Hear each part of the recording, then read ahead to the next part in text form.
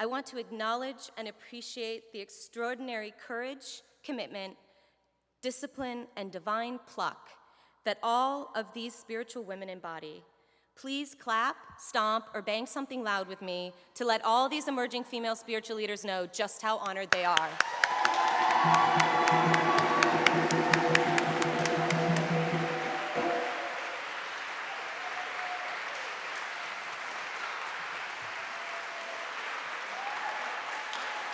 Woo!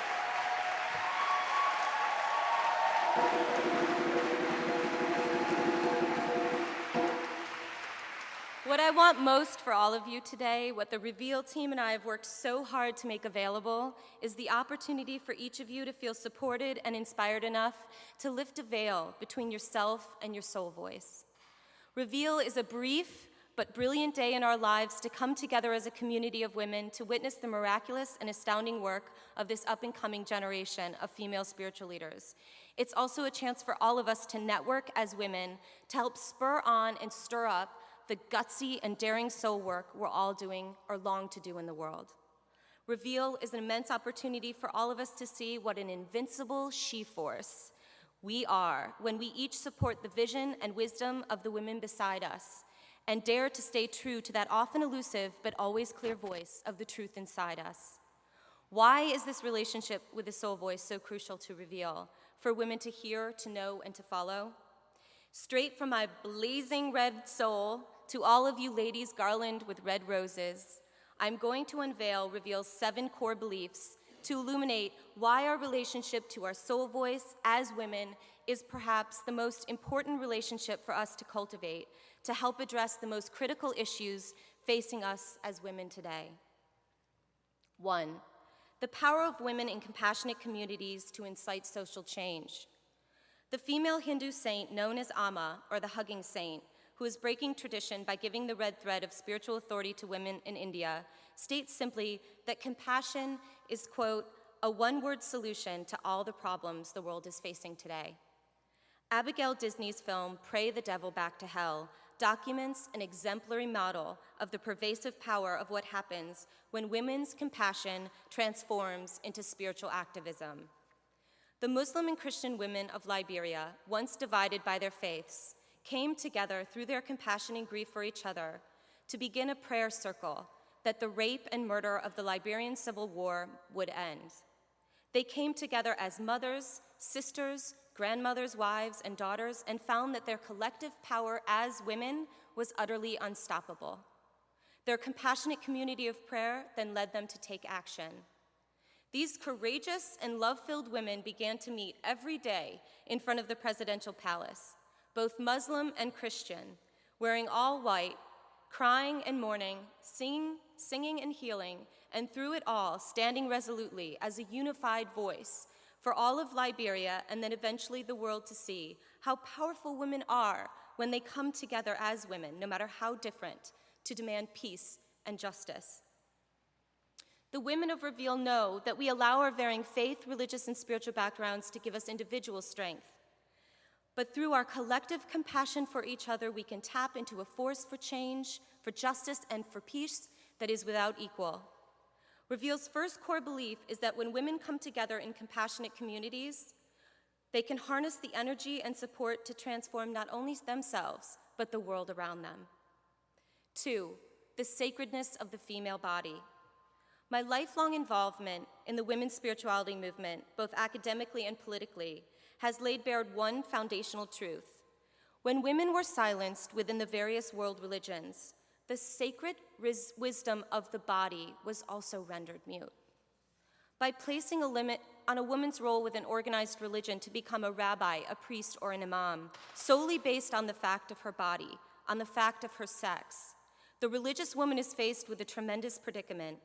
She must face the knowledge that within institutionalized religion, the sacredness of the body, of her female body in particular, has been converted into a lexicon of what's, quote, less than male. Reveal is concerned to heal the distance that women have been forced to endure from places of spiritual authority. But even more, the distance they have had to endure from trusting, honoring, and respecting their own female bodies as holy. Reveal wants women to find their own ways back into speech with the unique sacredness of their bodies. It is an imperative today for women to remember their holiness, to refuse to be numb to the body's wisdom or deaf to its intuitive whispers. My soul voice asks that I never forget that my female skin is as sacred as any scripture. My body is a chalice for spirit just as much as any man's. Reveal's second core belief is that women's bodies are sacred. They contain spiritual wisdom beyond the intellect if we're only willing enough to listen, and that women's bodies are holy simply because they are female. 3, the fundamental importance of women sharing their unique stories and experiences of the divine. Reveal asks that I tell my story of the divine and that I seek out and ask for other women to share their experience of the divine as well. Women's voices, especially young women's voices, and their lived experience as women have not traditionally been included or considered in the formation of religious culture. Icons, liturgy, ritual prayer, and theological dogma all have exiled the redness of women's lived realities as women from the sacred. My lifelong search for cross-cultural images and icons of a fierce divine feminine to counterbalance the pervasive masculine language and images of the divine began at a place called St. Elizabeth's Treatment Center, a Catholic charities organization for pregnant teenagers. I worked there as a child care counselor in my early 20s for several years. All of the teens etched themselves into my heart, but one teen in particular struck a match up against it and set it on fire. She had been raped and then thrown out of her parents' house for being pregnant. She was sent to St. Elizabeth's after spending several nights in jail for prostitution. One morning, I was graced to be there when she found herself suddenly very vulnerable and very afraid, with the reality of the imminent birth finally hitting her. She turned to me and on this very rare occasion actually looked me in the eyes and said, "I could use some God right about now." I started to ask her about her religious or spiritual background, but she stopped me with a quick flick of her hand and said, "Find me a more meaty Mary, then we'll talk." She needed a divine feminine that reminded her that her innate holiness as a female can never be taken from her, not ever. Not by a rapist, not through prostitution, not by being homeless. None of these external realities can take from her the innate right to feel safe, to feel valued, and to feel beloved on this earth and in her body. She needed a more meaty Mary. She needed stories of a divine feminine that can carry the weight of not just the light, but of the darkness. A fierce divine feminine, like the Hindu goddess Kali Ma, the Tibetan green Tara, or Catholicism's Black Madonna.